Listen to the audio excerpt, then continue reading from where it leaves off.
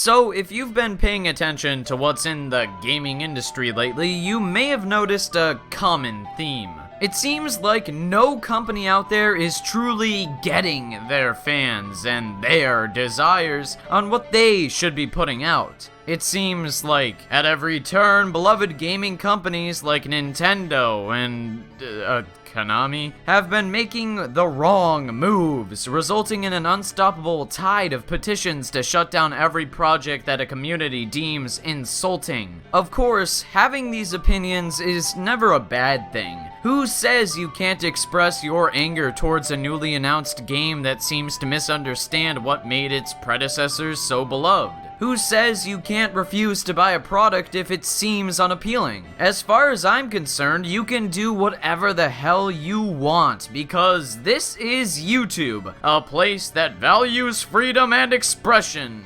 Wait, scratch that. You can still think what you want to, though. I mean, voting with your dollar is easily the best way to tell a game developer that you don't like what they're doing, so that's certainly the most effective way of dealing with a new announcement you may not enjoy. However, what's been bothering me a lot nowadays is the assumption that every single game a company announces that isn't exactly what the self-proclaimed fans want is automatically bad. When such a controversial game is announced, a new wave of backlash quickly follows, even though a lot of it is unwarranted. Take Metroid Prime Federation Force. Remember the amount of hatred that particular unveil sparked? Remember all those dislikes on the reveal trailer prompting Nintendo to disable the like and dislike ratio? Remember the infamous, poorly worded petition to shut down the project altogether?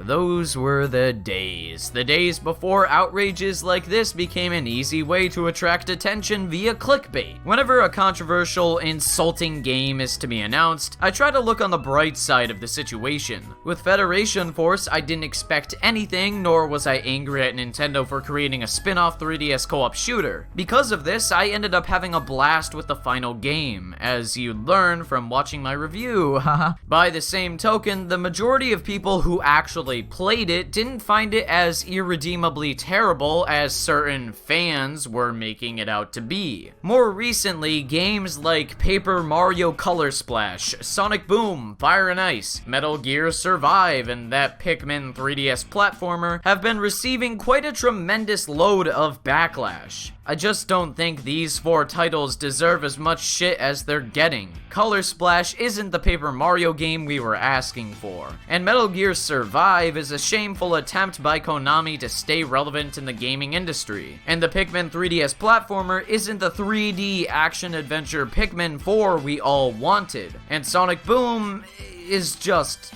well, Sonic Boom. But do you really think all this controversy is going to accomplish anything? It's not like a company can just scrap a project that's already so far along in development. Like I said before, it's not worth anyone's time to be constantly complaining or making a stink about it. The best way to get the message across that a game is something you don't want is by ignoring it, and eventually the company will get the message when the game doesn't succeed financially. The petitions, angry discussions, and all that seems a tad pointless and dumb. Plus, who says all the games above couldn't be great regardless of how different they are? Color Splash could be a fun game on its own merits. Metal Gear Survive could be a cool, yet unoriginal by design, co-op zombie survival thing. Sonic Boom, Fire and Ice could be an entertaining platformer by itself, and that Pikmin 3DS platformer does seem kinda cool and like a harmless spin-off since Miyamoto already confirmed that a proper Pikmin 4 is still in development for the Nintendo NX. Miyamoto did say in the past that a 3DS Pikmin or a DS Pikmin game could never work, so why do people automatically assume that this is going to be Pikmin 4? It's not. I'm pretty certain that Pikmin 4 will come out for the NX, just like a new Metroid game will probably come out for the NX. While I understand the concern and the reasons behind people disliking games like these when they're announced, I would like to encourage people to be more open-minded. It prevents you from getting disappointed and upset over silly things. Obviously, I'm no saint in this regard. There are plenty of times I was pretty disappointed in something that was announced, and other times I rejected a game altogether upon its announcement. The second Skylanders Imaginators was revealed, I immediately hated it. But I've come to realize that such hate isn't worth my time or energy. Maybe I'll play Imaginators, and if I do, I'll play it with an open mind. That's what I think everyone should strive to do. There's too much stress in the world to spend your time being angry over something as trivial as entertainment and video games. It's not wrong to criticize, but just don't spend all your time being that guy in the comments that always has to remind everyone how Nintendo's doomed because of Federation Force or something along those lines. As I said before, you don't have to buy or support a game if you don't want to. Let me reiterate, you don't have to play a game you think you probably won't like just to see if you won't like it. All I'm saying is not to freak out about newly announced games. Just say your piece about it and let it be that. Ignore it and the company will get the message. But as always, if you disagree or agree with me, let me know in the comment section below. Thank you so much for watching and take care. Have a wonderful day and goodbye.